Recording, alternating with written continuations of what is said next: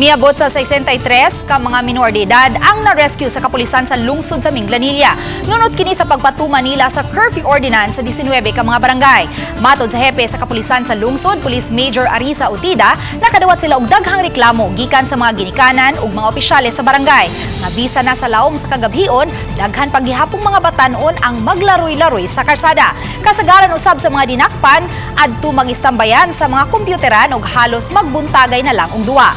Gumika niini, girekomendar ni Major Utida sa Konseho sa Minglanilla ang paghimo og ordinansa aron pag-regulate sa mga internet cafe, ilabi na sa pagpasud sa mga minor de edad. Ang pagdaghan sa mga minor de edad sulod sa internet cafe sa kagabhion, usahay dili na mouli. In fact, ang uban sulod ng mga gangs, groups, and ma-involve na og mga insidente o mga kuan ka ng kawat.